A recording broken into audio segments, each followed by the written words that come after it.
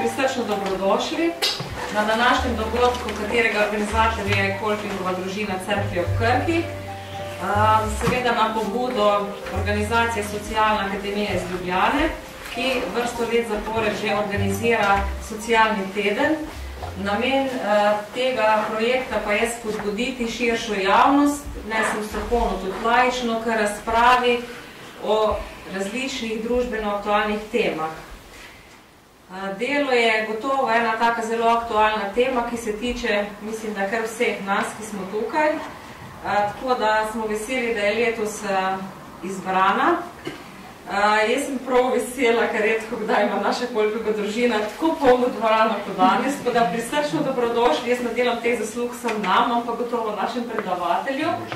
Prav lepo pozdravljam med nami Ivana Kuharja, odvetnika iz Ljubljane, kaj vse počne in kdo se je bo gotovo sam povedal. Dobrodošel.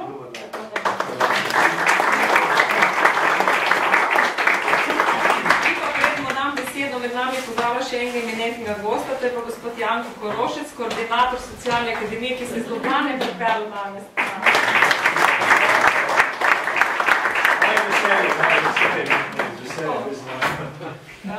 Bom dala kar predavatelju besedo, torej da vam veliko zapoveda. Dobrodošel še enkrat, hvala. Najlepša hvala, Irena, za povabilo.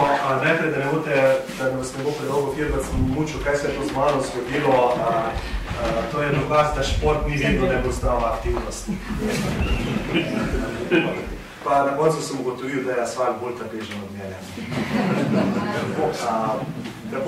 Zbravi, letos si je zbrana zelo zanimiva tema, glede dela. Delo je dejansko vrojeno samo bistvo človeka.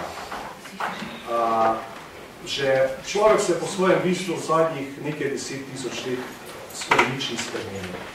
Ne glede na to, da smo zdaj lepo oblečeni v lepe obleke, se v lepimi avti vozimo, imamo kravate, smo fini, uglajeni, kulturni, načitani, izobraženi. Še vedno smo kar precej podobni svojim prednikom, 10, 20, 30 ali pa 50 tisoč let. Še posebej pri tistih bazičnih naših vzgibih, naših bazičnih vzorcih, po katerih delujemo in živimo. Zato bom na začetku šel malo v to našo človeško prazgodovino, a še malo pred njo.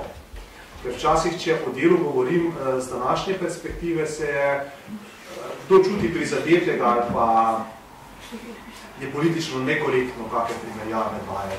Če pa dejansko z neke daljše distance gledamo na to, pa bolj zrelo, bolj trezno presojamo stvari. Na internetu je ena taka zanimiva predstavitev bila narejena, tudi taka, ki je zelo veliko diskusij raziskava vzbudila. Imeli so dve opici. Eno drugo, identični. In so jim naučili, da če ji daš rezino kumare, ti bo ona dala iz svoje kletke en lep kamen.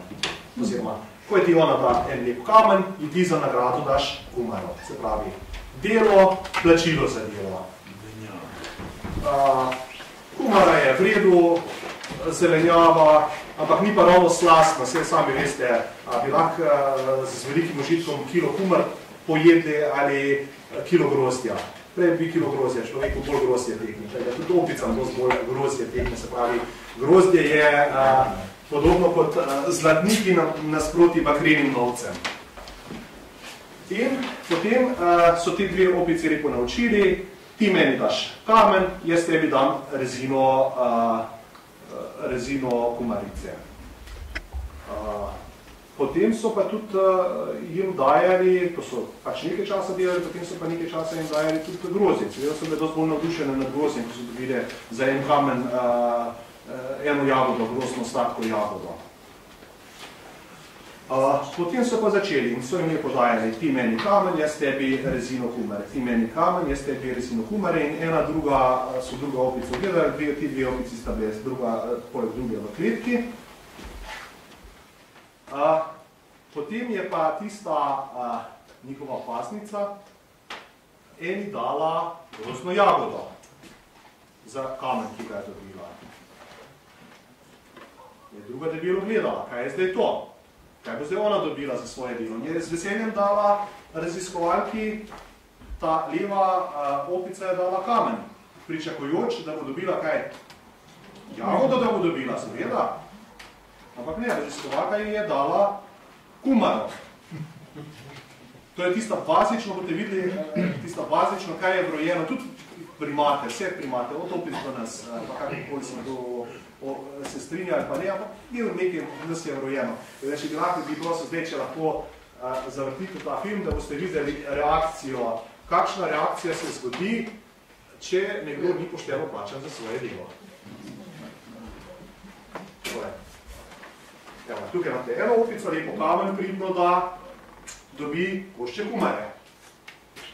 Kamen mi daj, hvala lepa, daj mi kamen, tako, hvala lepa, in ji da grozno jagodo. Tista gleda. Gre z veseljem kamen tak, pričakuje grozno jagodo, dobi kumaro. Reakcija.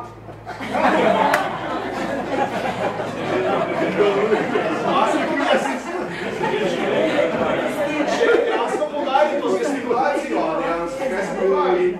Tisti da za kamen zopet celo jagodo, da zopet, sicer ne je voljna, ampak zopet bo, dala, verjame, zaupa v poštenost, bazično poštenost.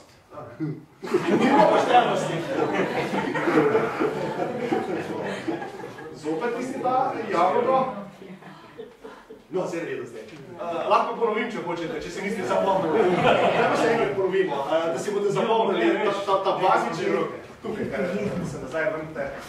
S kazalcem je še, tukaj nekje je. Takole, tukaj. Super. Hvala. Veste pa, to je že mobbing. Zakaj? Ja.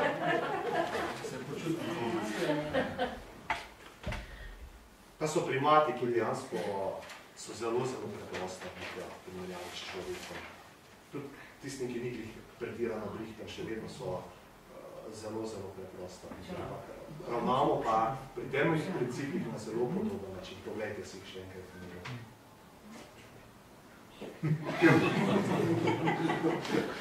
Daj mi jagodo. Grozno jagodo hoče. Ja, ona dala kamenček, zopet dobila grozno jagodo. Daj mi še kamenček, daj mi kamen lepo, daj mi ga. Daj. Tako, super. Kaj pričakuje? Pošteno plačilo. Hvala lepa. Vse okoli tega je bilo tudi veliko potem debat, imajo primati živali za moralnost, za pravičnost, pa tudi malo to bistveno. Bistveno je, da dejansko neki principi so ukrojeni. Dejansko narava ne trpi nepoštene neenakosti, neenake obravnave. In ljudje smo ljudje in smo dosegli to, kar smo dosegli, ravno zaradi tega, ker smo bili sposobni med seboj sodelovati in sodelovati, se pravi skupaj delovati, to je delati. In zaradi tega smo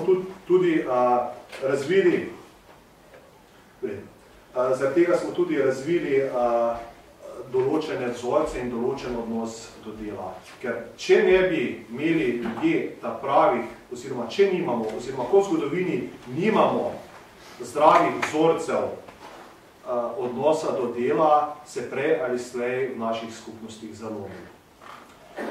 Že stari cerkveni očetje so dejansko rekli, da ista lastnost, ista dejavnost je za nekoga lahko dišava ali mana, v glavnem neke vrste blagoslov, za nekoga drugega je pa to gnoj ali pa prekletstvo.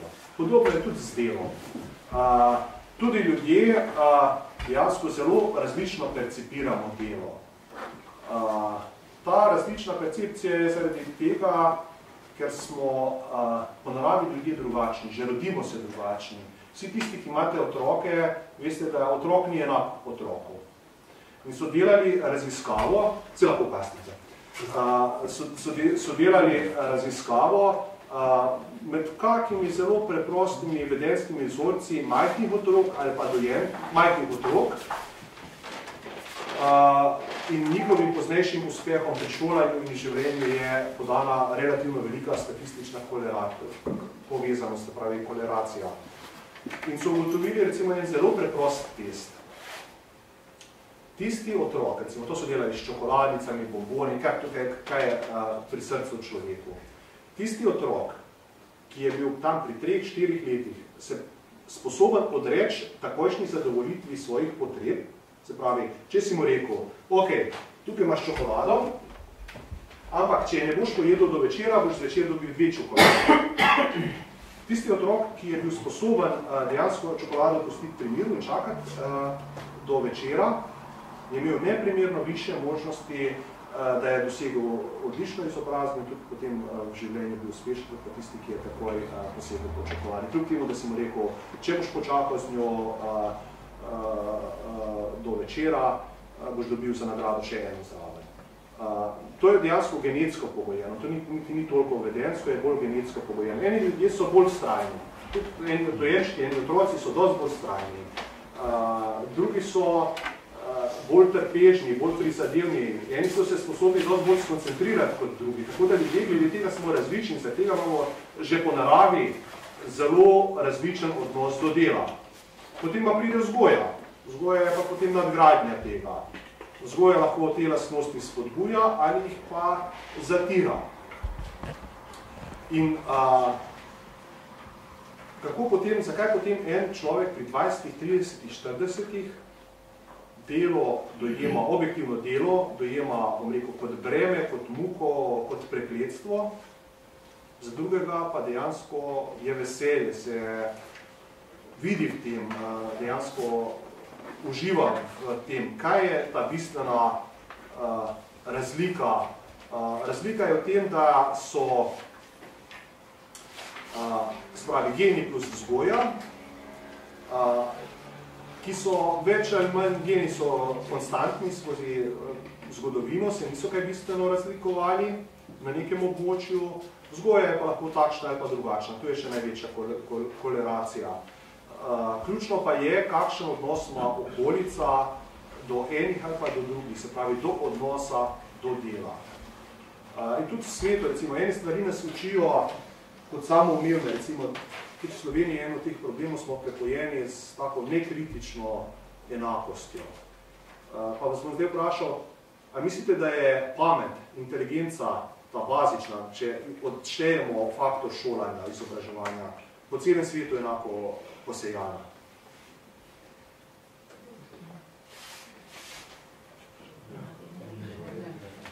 Vidim, kdo misli, da je približno enako posejana po celem svetu? Če bi imeli po celem svetu približno enake vrtce pa šole, pa enako skrbne starše, a bi tudi, bom rekel, drugod po svetu bilo približno enako potem inteligentnih otrok ali pa odraslih ljudi, kot ti odrasli. Da vidimo, kdo misli, da bi bilo tako. Kdo pa misli, da dejansko tudi temu, da bi neko okolje imel skrbne starše, zelo kakovostne vrtce, šole, pa dejansko še vedno bi bile zelo velike razlike med različnimi deželami ali pa pokrajinami. Ja, tisti, da drugi imate prav. Poglejte raziskave IQ PISA. Dejansko v svetu so zelo velike razlike, tudi v stopni nivoju IQ indeksa, se pravi inteligenčnega indeksa. Ravno zaradi tega, ker dejansko ena so vedno znova ene lastnosti spodbujala, pa ni bila samo ena generacija, ampak generacija na generacijo. Druga okolja so pa zelo lahkotno vzela. Vam bom dal zdaj za primerjavo, kako se to je skozi generacije naredilo in kaj to dolgoročno pomeni. Vzemite si 20 000 let nazaj, ko je bilo tukaj malo bolj mrzlo, kot je zdaj mrzlo, pa so živeli naši predniki, eni so živeli gor na Gorjancih, 15 komadov jih je bilo, ena taka malo večja razširjena družina, drugi so pa na Bizelskem živeli. Pač so se prehranjevali s tem, da so kakšno žival fentali, ali pa najmanj eno srno so morali na teden upleniti, če je hotela njihova ta razširjena družina ali pleme preživeti. In so imeli tudi delo med seboj razdeljeno. Ženske so skrbele za ogenj, za kuhanje, za otroke, moški so šli pa v lov, so pač šli loviti in so tako dolgo hodili, dokler ni srna ali pa srnjak pomagal, ker človek je neverjetno zdržljivo bitje za hojo. Ga ni drugega, redko katera druga drugo bitje je pri zasledovanju pri hoji toliko zdržljivo kot človek. Ni pa to prijetno, da moraš bos hoditi po tistem grmičevju med divjimi živalmi, polnci strahov, lačenci, prehlajenci, ti pa moraš laziti od jutra do večera, da boš v plenu recimo enega jelena ali pa eno srno. In to zagotovo ni vsem po volji, da dejansko moraš trpeti dobesedno, ko zasleduješ tisto žival. In v enem in drugem primeru imamo približno iste. In v tistem primeru na Gorjancih se eden spomne, da se pa ne počuti dobro, da bo pa on danes pomagal doma paziti malo na ogenj, pa malo skrbeti za njihovo ognjišče tam okoli. Pa okej. Tolerirajo in pač tistih ostalih 5 moških pa fantov grejo na okoli v lov in od jutra do večera hodijo, lazijo, so vsi mokri, izmučeni, pridejo domov, prinesejo eno srno in to srno je potem treba razdeliti, jo je treba pojesti. In seveda tisti, ki je bil cel dan doma, pravi, jaz sem tudi lačen, pač lepo sporosim.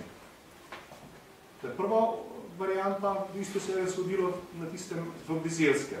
Zdaj pa pride ta faktor družbenega okolja. Tam na Gorjancih permisivno spremejo, ok, pač ti si tudi revež Boge, vse si bil prijeten, boš dobil enak kos kot mi, da ne boš plačen. Tisti na Bizelskem pa reče, tisti 4 rečejo, ne, dobil boš neke drogovine za jesti. In to se potem nadaljuje. Kaj mislite, kaj se dejansko z eno in drugo skupino zgodi v obdobju nekaj let? Kaj se zgodi s tisto na Bizelskem? Razdravijo se. Ja, pa razslojevanje. Ja, tam se zgodi, no niti ni nujno, da je razslojevanje, ampak zgodi se to, da prej ali slej tistemu je drobovino, jest tista črevesa, se mu prej mora loviti skupaj s tistimi odraslimi, ali pa umre od lakote. In a je za tistega, mislite, veselje, ko mora delati? To je zmega napot, prekletstvo. Ampak skupnost živi. Skupnost dobi vsak teden eno veliko žival, ujamejo in dejansko vsi živijo. Tudi tisti, ki je zelo nezadovoljen, dobi pošteno hrano in lahko preživi on in njegovi otroci in njegova žena. Vsi lahko preživijo.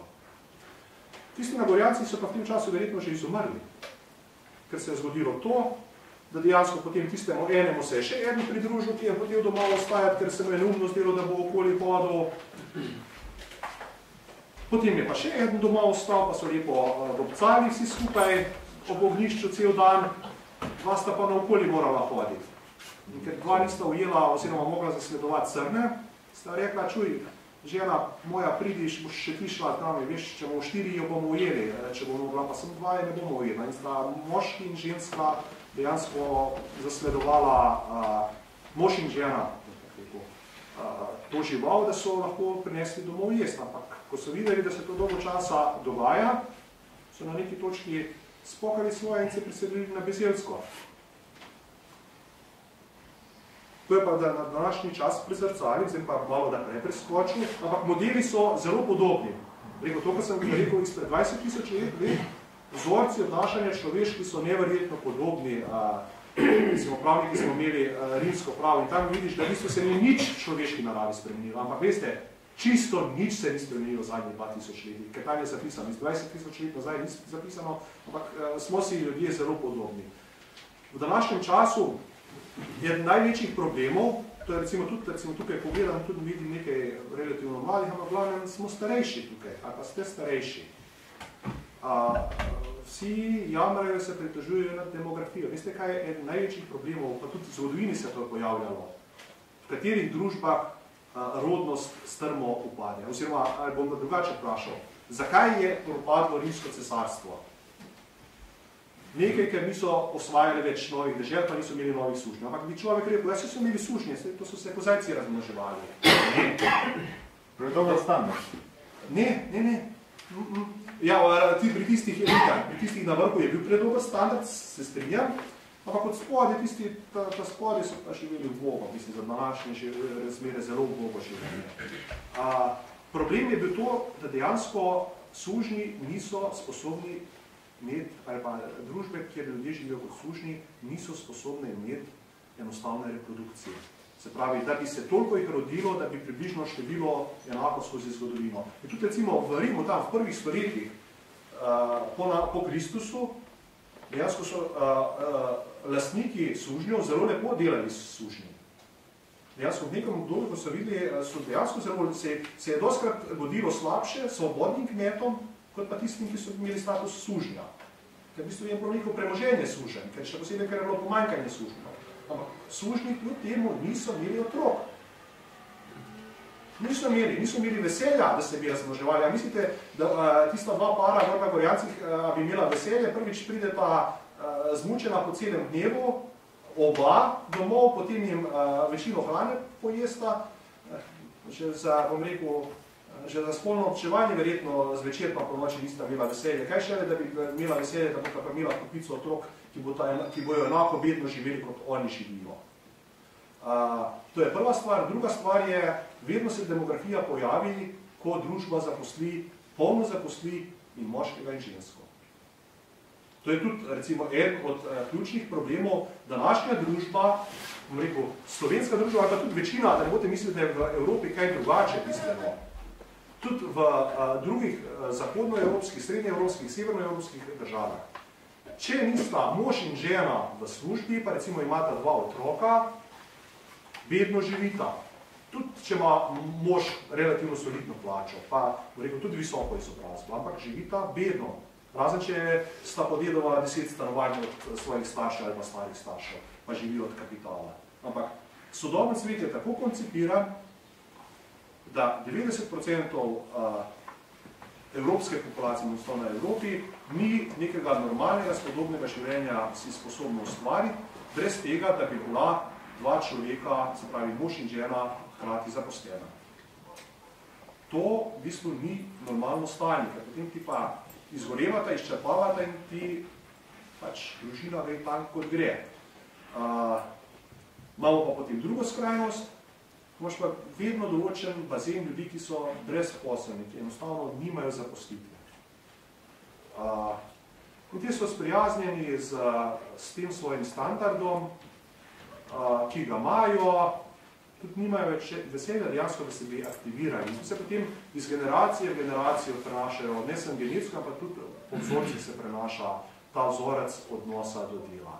In v Sloveniji in v Evropi smo razcepljeni v dve skupini populacije. Eno relativno zelo velik del populacije, ki ljudje ogromno delajo, dejansko izgorevajo, ali pa rekel, preveč delajo in izgorevajo pri delu, generalno po duši delajo z veseljem, ampak ker je zgubilo delo tisti smisel, ni več umeščeno pravilno v njihovo življenje, dejansko tudi oni dobivajo odpor do dela, tudi breme za njih delo, breme pa prekletstvo postaja. Potem imamo pa drugi del populacije na levi skrajnosti, ki dejansko nimajo interesa, da bi organizirano, konstantno, kontinuirano delali. Pričakujejo dejansko, da bodo z nekimi transferji živeli in tudi dejansko živijo. Se nihče od lakote v Sloveniji ne umre, tudi v Evropi ljudje ne umirajo od lakote. Generalno pa ta družba nima perspektive. In ta sistem, ki ga imamo trenutno, je tudi odnos do dela. Več kot 20 ali 30 let ni možnosti. Dejansko se bo moralo nekaj grozno katarzičnega zgoditi v samem temelju družbe, v odnosu do dela. Veliko tudi katoličani govorimo o ljubezni, o solidarnosti. To je prav, da govorimo o tem. Ker v preteklosti je bilo to zanemarjeno, je bilo to zelo smo bili zelo grob narod. Veste, Slovenci smo bili še 2, 3, 4, 5 generacij nazaj, ne 2, 3, 4, 5, 6 generacij nazaj. Izredno grob pa krut narod. Ne vem, koliko poznate mogoče kakve zgodbe od svojih starih, malo, ko ste malo starejši, ali pa še malo nazaj dejansko. To, da dejansko je idealiziranje otroštva pa življenja v preteklosti na slovenskih tleh je mnogokrat zelo popačeno pa nepošteno. Življenje je bilo zelo kruto, tudi ljudje so bili kar kruti, Slovenci nismo bili narod z nizko agresivnostjo. In teda je dejansko bilo pomanjkanje tiste bazične človeške ljubezni v družbi pa sočutja do človeka. In je prav, da se v zadnjih letih v cerkvi toliko ta komponenta ljubezni poudarja. Se je pa zadnjih nekaj desetletjih zelo pozabila komponenta odgovornosti in dela. In dejansko se tukaj neko zelo nenormalno neravnovesje spostavilo, ki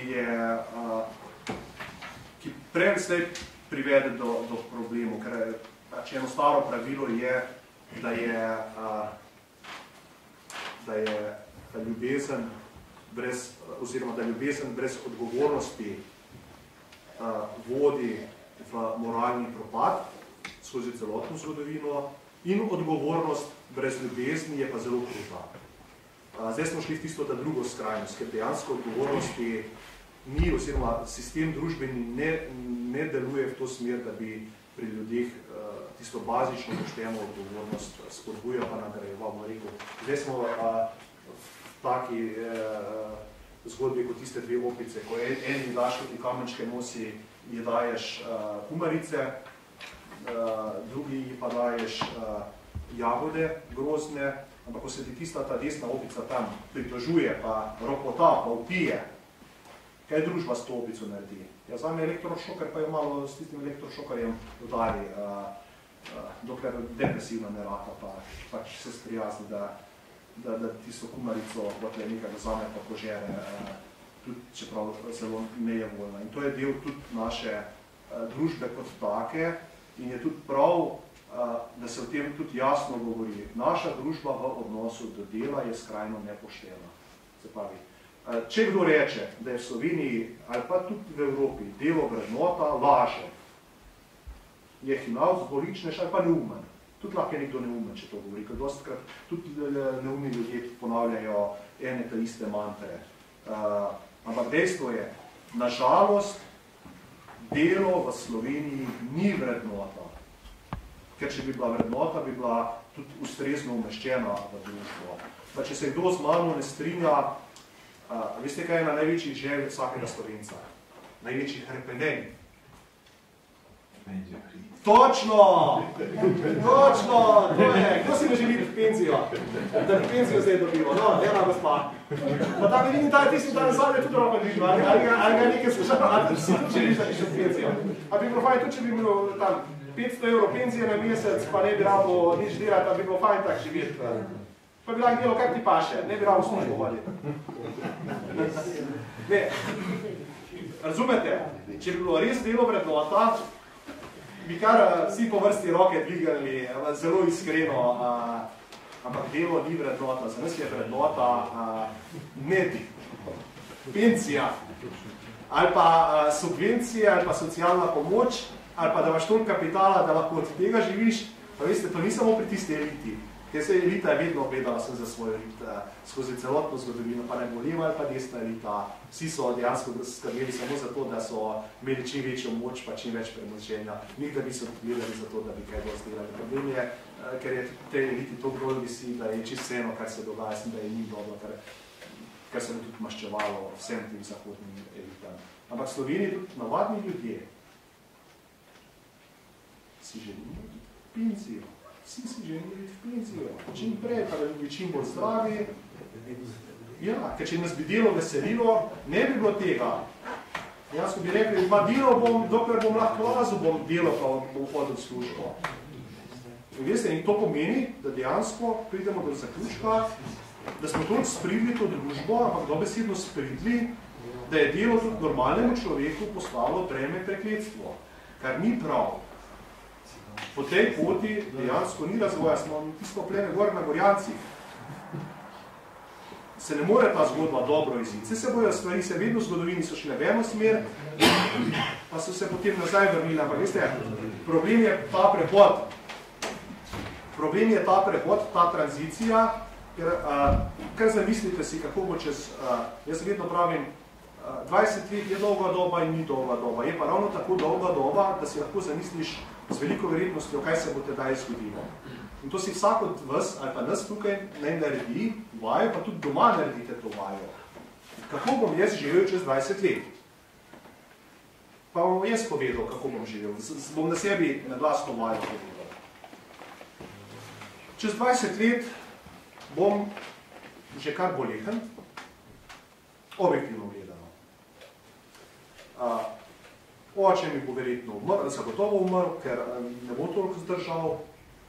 Mati bo bila tudi bolehna, pokojnino bo imela na mesto 500 evrov 250 evrov, v realnem denarju govorim, kar pomeni, da jo dejansko bomo morali še preživljati.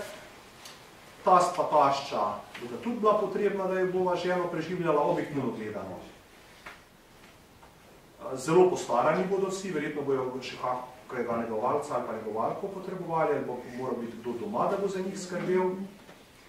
V službi se bodo prihodki mene pa žene več kot predpolovili, ali pa mogoče tretjina sedanjih prihodkov bo. Plačevati bo treba šolnino, zdravstvene storitve bo treba tudi narediti dodati, recimo za družino v višini nekaj par tisoč evrov. Otroci moji bojo tedaj ravno srednjo šolo končevali, kar pomeni, da bojo morali, se bojo stroški zelo naglo povečali. Družba bo zelo postarana,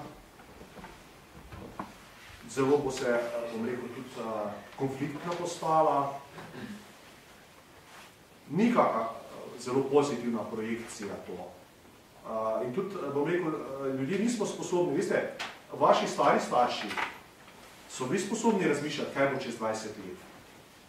Današnja družba ni sposobna razmišljati, kakšno pa bo moje življenje ali pa življenje moje družine, mojega rodu čez 20, 25, 30 let. Dejansko to je ena od teh evolucijskih pridobitev, ki nam omogoča, da preživimo, če smo sposobni razmišljati vsaj 20 letki naprej, ampak dostikrat nismo sposobni niti 3 meseca naprej, ali pa ne želimo razmišljati.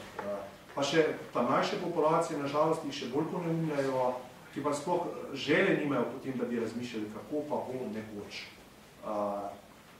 In tu dejansko je potrebno tudi, kakšno je zdravilo za to. Prvo je, da ozavestimo. Isto, če si kaj bolan, ali pa od česa odvisen, prvi predpogoj je za to, da ozavestiš, da je nekaj narobe. Najprej na svoji individualni ravni, na ravni družine in na ravni družbe. Potem pa, da dejansko nek realističen program spremeš v svojem življenju, kako želiš imeti odnos do tega. Če se o tem ne govori, ampak če se vedno niste ploskole ponavlja, pač gre svoj tok, zadeva, dokler gre. Ampak zdaj živimo v bajno ugodnem, veste, imate mogoče občutek, ali malo občutek, da je vse je težko zahtevno, vse izčrpavajo ljudi, izgorevajo ljudi. Ampak živimo v takem blagostanju, ko nikoli prej niso živeli ljudje, 20 000 let ali pa 100 000 let, pa tudi v bodoče ne bodo živeli v takem blagostanju. Tudi ta leta, ki jih imamo zdaj, gledajte, energija je skoraj zastonj. Hrana je tako poceni, je nenormalno poceni. A mislite, da je bila liter olja 1 evro? Nikoli v človeški zgodovini. Se niso imeli pred evra, ampak so bili ekvivalentni 1 evra. Nikoli v človeški zgodovini niso mogli za 1 evro, recimo. Tudi če ima minimalno plačo delavec, si ni mogel dejansko se 20 dni dela, se pravi kupiti vsak dan po 20 dni. Te stvari bodo se podražile. Tudi meso, veste, 4 evre. To ni normalna cena mesa. In tega se ne zavedamo, da prej se bojo te zadeve prišle na neke normalne, vzdržne ravni. Ljudje bomo pa tudi objektivno postajali vse starejši, kar pomeni, da bomo tudi vse manj delovno sposobni.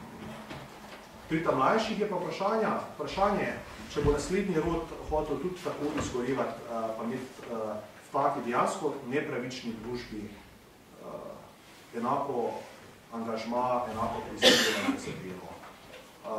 Zaradi tega je tisto ta staro pravilo bora et labora. Človek naj moli, naj se posveča duhovnemu svetu, intelektualnemu svetu, kulturnemu svetu, to mora. Ljubezni, a tudi delati. Enega in drugega mora biti. Vsakega mora biti polovico, isto kot priključnih krivih. Če tega ravnotežja ni, se prej ali slej stvari zalomijo. Zdaj pa nimamo tega ravnotežja. Zdaj smo vam rekel kot družba, ki je nam kolektivno na metadonu. In socialna država je metadon. Veste, imaš zastonj vrtec, skoraj imaš šolo zelo poceni, imaš tudi poceni, potle dejansko, vsi nekako preživijo, veste, od lakote nihče ne umre, hvala Bogu, da ne umre. In tako je prav. Problem pa je, ker dejansko ljudi pošteno sorazmerno nagrajuješ za njihov trud pa delo. In to se prej ali slej se ta model zalomi. V kaj bo to vodilo? To bo vodilo vse večje konflikte, tako se rekel. Isto, da spomnite se tiste druščine Gorsko-Gorjancev. Ja, vse več jih bo hotelo pri ognišču ostajati. Vse bolj bojo tiste priganjali, ki bojo hodili na lov. Tisti, ki so, bom rekel, malo bolj pametni, se potem izseljujejo v skupnosti, kjer je bolj zdravo razmerje pa odnos do tega. Pa ne si misli, da dejansko je kakšna dostna ljubezen pa solidarnost znotraj evropskih narodov. Veste, Nemci, Avstrijci, Švicarji, oni imajo radi, da pridejo k njim izobraženi, motivirani, mladi, zdravi, gastarbajterji. Oni rabijo migrante, take, z tega območja. Da njih ne bo nič motili, da se Slovenci, pa Hrvati, pa Bosanci priseljujemo. Celo egoistično to spodbuje. Veste, na Hrvaški se je v zadnjih 3 letih zgodil dobesedno eksodus, predvsem Slavoniji, delovno aktivne populacije. Cele vasi, cela mesta so se spasala. Podobno je v Bosni, tudi v Srbiji se to dogaja. Kaj da dejansko bo to območje se sprazno, posledično se bojo pa tudi napetosti pa konflikti povečali, izhajali pa iz tega, oziroma to se ne bo spremenilo do tedaj, dokler se zopet neko zdravo ravnotežje do dela in do ljubezni, do razumevanja, do sočloveka ne vzpostavi. Ker to zdravo ravnovesje omogoča nek napredek. Vse ostalo je tehnika, je tehnologija. Je pa res, da ko je nekdo na metadonu 20 let, ni nič kaj prijazen, komu tegneš metadon. Kar pomeni, da pride do te katarce, dejansko pride tudi običajno do zelo hudih družbenih konfliktov. Tista elita, ki ima kapital, se temu ne bo hotela odreči. Tisti, ki bojo tiste drobtinice prejemali, bodo bili tudi vse bolj zadovoljni, tudi ne bodo hoteli se odreči temu, pa tudi to, če nekdo zelo dolgo časa ne dela. Če nekdo do 40. ali 45. leta nima redne, normalne službe vsakodnevne, da tudi pri 45. do 65. ali pa 70. leta delal. Znači, začne se delati pri 18, 20, 25 letih. Tudi jaz za svoje otroke želim to. Delali bodo, jaz pravim, pri 16 letih bo moral biti otrok sposoben, da bo zase poskrbel, da bo sposoben preživeti. Če mogo jaz kaj pomagal, hvala Bogu, na to ne rabim niti ne sme računati. Preprosto. Če so bi to sposobni desetine pa stotine rodov, ki so te gene do njih prinesli, bodo tudi oni morali biti sposobni česa takega. In tudi ta permisivnost, pa ujškanje naših potomcev, vse vidim tudi svojim sorodstvom, v bistvu je zelo, zelo, zelo kontraproduktivno. Ta odločnost je zelo koristna in na individualni in tudi na skupinski ravni. Pa še eno pravilo vam bi povedal. Vse na sej, glede dela je ogromno pregovorov. Če imate internet, kar pogledajte si delo, pa pregovori, boste marsikaj pametnega našli. Ampak zdaj za ta prvi del bi zaključil s tem enim zelo lepim pregovorom, ki pravi, brezdelje je hudičevo nakovalo vsega hudega.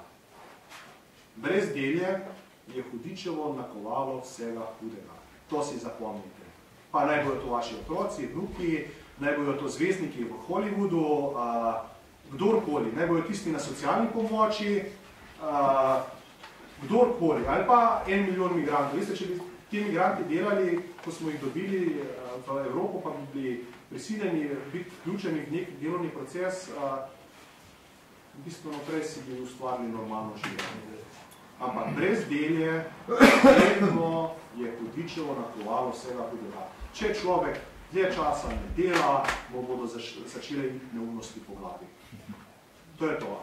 Bo začel piti, se bo začel skrubati, bom grdo rekel, kockat. To je tudi, za tega razumete tudi, zakaj toliko zvezdnikov, igralcev, znanih, športnikov tako bedno propade, ravno zaradi tega, ker enostavno več ne delajo, imajo toliko premoženja, toliko vsega, da enostavno zgubijo veselje, pač njihovo življenje ni več delo. Človek mora delati, pa delo ni samo to, da službo hodiš. Veste, delo je tudi to, da dejansko skrbiš za otroke, da skrbiš za vnuke, da skrbiš za urejenost svojega okolja, da tudi komu kaj pomagaš v vasi, da za skupnost nekaj narediš dobrega. Vse to je delo.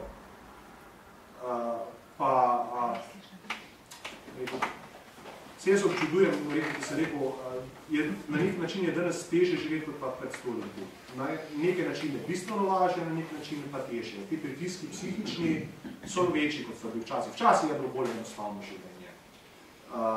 In tudi recimo mlade družine, ko gledam, pa se pogovarjam. Zakaj nimate še enega otroka? Pa morali bi imeti 3, 4, 5, 6, 7. Pa rojevati otrok, mladi ljudi morali začeti tam pri 20 letih, to je normalno, da začevajo, ne pa pri 40, da začnejo rojevati. Ja, to je toliko naporno, si je. Koliko je bilo pa naporno pred 50 ali pa 70 leti? Ni bilo pravnega stroja. Veste, zdaj imamo papirnate pleničke, papirnate robčke, za kurjavo ne rabimo skrbeti, ker v bistvu se zrihta, da je elektrika, hrana je vedno za otroka na voljo, ritko mu vsakič namažemo, ko ga preoblečemo. Dela je, bom rekel, objektivno gledano, danes s otrokom pol manj pridobilo včasih. Ker imamo dejansko te civilizacijske pridobitve. Se pravi, objektivno gledano, če so prej lahko ženske imele 4, bom rekel, jaz imam za svoje stare mame pa 6 ali pa 8 otrok, tudi danes lahko imele družine po 3, 4, 5, 6 otrok. Je pa res, da bi morala žena biti doma potem. Ampak da je doma, bi moral biti pa njen mož in ona za svoje delo, ker skrbi za otroke pa za družino nagrajena, mož pa dejansko pri plači. Dejansko, jaz pravim, dokler ne bo se v Evropi zgodil tudi na davčnem področju, tak Marshallov plan, to ne da bojo dali par milijonov evrov, ampak par 100 milijard evrov, to, da bojo dejansko tisti, ki delajo, ki službe hodijo, da bojo tudi lahko si privoščili večje število otrok, po domače povedati, tudi da bo bila mati do 10. leta doma, pa da bodo čisto normalno živeli, do tedaj tudi z demografijo ne bo kakve spremembe. In pri demografiji se pa vse zalomi. Pa tudi vse se da, vse na neki točki se bodo stvari spremenile, ker to je v človeški naravi, veste, ko si pa res ogrožen, da veš, da boš čisto umrl. Vsaj del populacije začne intuitivno ravnati zelo modro. Mene je tudi to presenetilo. Kaj mislite, koliko ima na Kosovu sedaj poprečna Albanka otrok? V Sloveniji ima tam, bom na palce rekel, 1,5. Koliko ima na Kosovu Albanka otrok? Drugi, kaj pravite? 8. Da slišim? 8.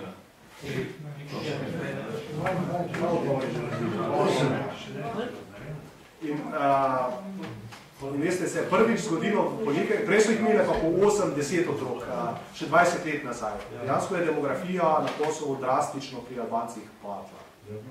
Drastično je padla in se bo zgodilo, da v roku 5-10 let več ne bodo imeli niti enostavne reprodukcije. Kljub temu, da so rekli, to so sami mladi ljudi, se dosti jih je šlo Švico pa drugod po svetu, ampak trenutno imajo Albanci, Albanke, demografijo dobra 2 otroka na ženo. Se je pa pri Srbih nekaj zgodilo na severu, ki so zelo stara, zelo deprivilegirana populacija. Prvič se je zgodilo v zadnjih nekaj desetletjih, da so imeli srbske žene višjo rodnost kot albanske. Prvič po nekaj desetletjih, pa mogoče v zadnjem stoletju. Kaj je k temu pripeljalo? Dobro, ne vem, koliko se je zdaj Romov deklariralo za Srbe, ker imajo potem socialno pomoč, to je lahko tudi nekaj, ampak ni samo to. Zelo veliko je pa to, da dejansko so se prvič občutili ogrožene, da so razumeli, če ne bomo imeli otrok, bomo izumrli. Pika, konc debate. Drugič pa, da imajo njihovo socialno varnost, ker jim matična Srbija pošilja toliko pomoči, da dejansko vejo, da se jest bojo pa dobili. Tisti Srbiji pa nimajo te socialne varnosti, za tega imajo pa tam 1,2 ali 1,3 otroka Srbiji v Srbiji. Se pravi, ko daš ti človeku varnost, ko ga ne izčrpavaš, pa ko on začuti, da bo njegov rod izumrl, se tudi rodnost mu začne povečevati. In obratno, ko ga razvadiš, ko je sit vsega, ko ga izčrpaš, bo tudi rodnost začela. In delo in rodnost sta povezani. Te dve kategoriji sta povezani. Jaz bom zdaj ta prvi del zaključil pa še z drugim pregovorom, da ne bomo tudi v Sloveniji rekli, kasno doče in peva na Kosovo polje. Če bi se to po njih zgodilo, pred 50 leti bi bilo malo drugačno ravnotežje, kot pa je. Zdaj ta drugi del bo pa malo bolj konkreten, pa tudi na vas se bomo obrnil, glede malo pravne ureditve odnosa do dela. Zdaj sem gledal celo na taki profesorski abstraktni ravni, zdaj pa čisto na konkretni ravni gledal. Pa za uvod bom povedal, tudi moj poklic je, da moram in zastopam in delavce in delodajalce. In danes smo dvema delavcama dali odpoved. Pa mi je potem en IT-jevec, ki je pač bil zraven, da sem mu iz računalnika ga odklopil, tistega, ki je dobil odpoved. Pa sem se s tistim IT-jevcem pogovarjal, pa rekel, veš kaj, ampak ne razumem, v javnem sektorju pa skoraj nobenemu. Pa sem rekel, kakemu kdaj pa dajo odpoved, ampak generalno gledano podjetja so prisiljena, da dejansko tisti, ki so manj produktivni, tam, kjer dejansko ni nekega donosa nazaj na delovno mesto, da morajo dati tudi odpoved. In če bom jaz pravil, če te fluktuacije, okoli 2% letno v podjetju, prisilne fluktuacije, se pravi, da se zahvališ ljudem, bodi si, ker tisto delovno mesto ga več objektivno ne potrebuješ, ali pa ker delavec kljub vsemu ti ne prinaša tiste dodane vrednosti, ki je potrebno za to. Se tako podjetje izrodi.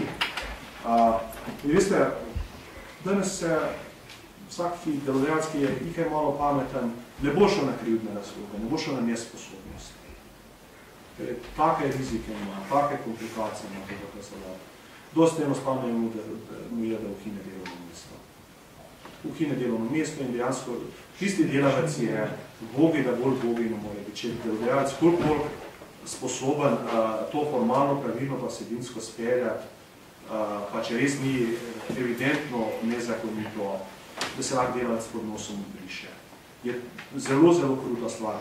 Tako da, v bistvu, po en način imajo delavci neko občutek, da imajo zaposlitev, ampak jaz pravim, danes ali ima delavec za nedoločen čas ali za določen čas zaposlitev, je popolnoma vse.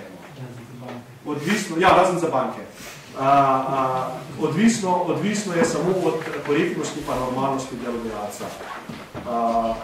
In obratno, pri delavcih, jaz pravim, formalna izobrazba sploh ni več nek kriterij. A je dober delavec, ali ni tudi reference, ki je prej delal. Zame, rekel, po 20 letih, ko delam ta posel, če ima nekdo delovno knjižico, planinsko knjižico, jo kar hitro zaprem, pa rečem, kaj si mislim o takem kandidatu. Nič kaj dosti ne šteje, ker v bistvu šteje, v končni fazi pridemo zopet na karakter. Če je delavec dober, se bo hitro priučil, vse v roku pol leta bo znal delati vse, kar rabi delati. In obratno, če ima defekt v karakterju svojem, lahko ima še takšno izobrazbo, še take reference, lahko govori 5 tujih jezikov, pa čim prej da boš odgnal s firme, bo srečen boš, če je defektni karakter. In tudi to je, ampak to se tudi začne tam pri malih nogah in vidiš tudi zelo velike razlike. Eni so, bom rekel, ta ekstrem se vse bolj veča pri mladih populacijah. Imaš ene zelo, zelo pridne, marljive, da me kar srce boli, dejansko ko vidiš in mlade mame in tudi očete tam. 25, 30, 35, 40, 45 let jih gledam.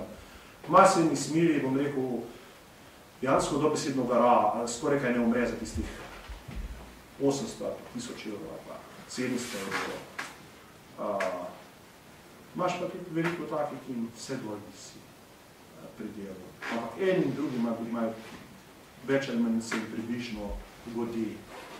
In tudi sistem je tako narejen. Tudi če ga tistemu delavcu, recimo z 800 evrov plače, neto plače, za 200 evrov neto plače, kar je ogromno za delodajalca. Ker morate računati bruto od vaše strani. Najmanj krat 2 pomnožite ta znesek, to je na mesečnem oziroma letni nivoju ogromen strošek. Za tistega delavca, tih 200 evrov, veste na koncu, ko si bo črto potegnil ta delavec, ko mu je plača spočila iz 800 na 1000 evrov, ne bo nič bistveno bolje živel, pa recimo, da ima enega pa 2 otroka, kot pa če ima 800 plače. Ker dejansko bo pa na drugi strani toliko manj dobil otroškega dodatka, toliko več bo moral za vrtec plačati, in če bo vse skupaj seštel, se mu enostavno ne splača. Se mi je bolano odnosno dela, vidite tega, se mi je v zadnjih 2 letih, ker v zadnjih 2 letih gre Sloveniji malo boljše in potem tudi delodajalci normalni ljudem dajo stimulacije. Se mi je zgodilo na 4-5 primerih, da so me delodajalci klicali. Ja, delavec je prišel prositi, naj mu storniramo stimulacijo. Ja, ker je zelo racionalno, so si zaračunali, da bodo padli višji dohodninski razred, da bodo padli ena pa 2 višja razreda pri vrtcu in da dejansko bodo s tem, ko bodo dobili, ne vem, konc leta 800 ali pa 1000 evrov stimulacije, da bodo naslednje leto globoko v minusu. In zopet vas vprašam, a je delo vrednota v Sloveniji? Pa da ne bo kdo rekel, da zdaj sem se na socialne grobo spravil. Zdaj pa skritiziral tudi tiste na desnici, skrajni, pa ne slovenski, ampak evropski. Veste, tudi, zopet se spomnite na tisto opico. Kaj mislite, koliko je poprečno delo obdavčeno v Sloveniji? Pa tudi se v drugih evropskih državah, ki bi tudi vas nekaj ne tak, na palec. Od 40 do 50%. Vse skupaj s prispevki pa z dohodnino. Ja. Kaj mislite, koliko procentov pa plačujejo multinacionalke, svetovne pa evropske, na svoje prihodke, koliko davka plačujejo? 0,001 ali pa 0,002%. A je to normalno? A je delo vrednota? Oziroma, delo je vrednota. Ampak v praksi dejansko smo ga degradirali, da ni vrednota. Pa tudi bom rekel tukaj in evropska levica in desnica sta enako dvolični hinavski do tega, veste? Tudi gospod Juncker, on ni bil član Sirize. On je bil premier, ne vem, 20 let Luksemburga. Pa je Luksemburg, Irske je en večjih, ali pa največjih špilferderberjev, ki v Evropi omogočajo to, da dobijo multinacionalke 0,00002% davka, da morajo odplačati od svojih milijard, ki jih po Evropi pokasirajo prihodkov. Mujo ali pa Janez v Revozu morate poplačati 45% davka. A je to bazično pošteno? Ni bazično pošteno. Veste, dejansko, ko se neka kritična masa ljudi doume to in dejansko se začne upirati pa tak tekst kot tista opica, ja potem tudi tista raziskovalka začne malo drugače, verjetno se razmišlja, kaj pa se obnaše glede tega. Sodelujejo pa pri temu, pri tej degradaciji dela vsi, veste, od sindikatov do kapitala, do tistih, ki so na socialni margini.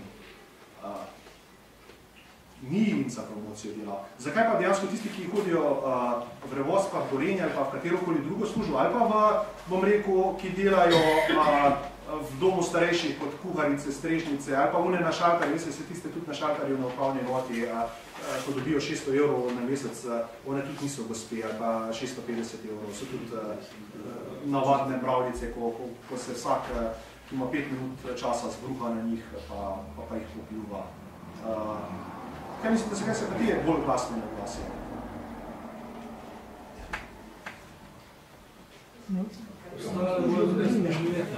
Prosim? Če tisti 6 evrov zgubi, ostane praktično, da se možeš za preživeti. To je služen lastniški sistem. Se to? Tako? Se to sem vam rekel. Dejansko smo v malo bolj finem služnem lastniškem sistemu. Pa veste kaj? Služen lastniški sistem v določenem obdobju tudi ni bil tako grozno nepravičen. Veste, ker je imel lastnik služnjev, je imel pa tudi pravico oziroma dolžnost skrbeti za svoje služnje. Ni smel karkoli z njimi delati. Ko je bilo pa pomanjkanje delovne sile, je imel pa še interes, da skrbi za svoje služnje lepo. Danes pa dejansko je na nek način, kot ste rekli, dejansko služni lastniški sistem, po drugi strani mora pa vsak zase skrbeti. Pa ni nihče, ki ti bo to varovalko zagotavljal, pa bom rekel, ustanovitelj eden od očetov Združenih držav, George Washington, sicer rekel, zdaj, koliko je moralno pa versko oporečen, neoporečen, ne bom sodil pa razpravljal, on je bil tudi eden od sužnje lastnikov. Imel platažo sužnje, ampak je bil en bolj takih razsvetljenih. In potem je pred svojo smrtjo naredil poroko, se je svoji ženi zapustil, vključno s sužnji, ampak s tem pogojem, da po ženini smrti vsi sužnji postanejo svobodni. In on je umrl, žena se je zelo nelagodno počutila. Prvič, ker se je bila kak sužen spomnil, da bi skrajšal njeno življenje, da se je bil svobodil. Drugi so se je pa smili, pa je rekla, kaj pa, naj še zaživijo svobodno. Veste, kaj se je s tistimi sužnji zgodilo? V bedi so še, umirali so še, bistveno slabše so živeli kot sužnji pri ostalih lastnikih. Pa se je zelo krivično suženstvo, ampak razumete, današnji čas je pa tudi po svoje zelo krivičen. In to je prav, da doumemo, da je krivičen in tudi rešitve. Rešitve so vam rekel, vsak ne začne prvo pri sebi, pri svojih otrocih, pri svojih nečakih, pri svojih vnukih. Najprej tam spuca, potem pa tudi imaš neko legitimnost, da v družbi poveš, kako pa kaj želiš, da stvari funkcionirajo. Je varianta, veste, tisti, ki ni variante, to sem slišal en komentar, ni variante, jaz to pravim tako. Samo dve stvari so. Ali bodo, pa ne mislim na vas, na nekoga imaginarnega, ali bodo delo sprejeli kot vrednoto, ali bodo pa izumrli čez 1, 2 ali 3 rodove. Pa jih več ne bo na tem svetu. Pa bojo nekdo drugi v teh dolinah pa poljih živel pa hodil. Veste, samo ena varianta je. Ali bodo to naredili, pa ali bodo imeli normalne družine, ali bodo imeli dovolj otrok, pa ali bo delo resnična vrednota za njih, ali jih, ali nas ne bo več čez 100 let tukaj. Zelo preprosto. Veste, to je kruta stvar, s katero se je treba soočiti in je treba tudi ljudem direktno povedati. Če ne boste imeli otrok pa vnukov, pa če ne boste prisvojili delovnih navad, bo ta rod izumrl. Kratko, jasno, jedrnato. Če je pa delo, bom zdaj povedal, če je pa delo užitek, zadovoljstvo, je pa še toliko lepše, če se dejansko čutiš s veseljem tisto, kar delaš, je pa še toliko boljše. Problem je, ker je družba toliko grozno krivična, bom rekel, do tistih, ki delajo, ker tudi dejansko da ljudje ti izčrpavajo, da ti prihajajo domov kot sunje, tudi ni normalno in ni prav. To je treba tudi reči. Tudi človek rabi počitek svoj. Rabi in delo, ko dela ne pridno dela, ne negljivo dela, ne bo mu delo vrednota in veselje, hkrati pa nema za to pošteno plačilo in tudi možnost poštenega mojega počitka in tudi temu, da se družini posveča. Zdaj pa prosim naslednjih 15-20 minut za vprašanja, ki so se vam porodila ali pa misli, čeprav bi rešili do več vprašanj kot misli.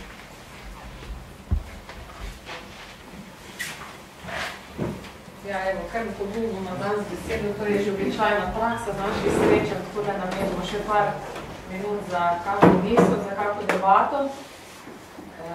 Že sem videla med predavanji sami, da ste veliko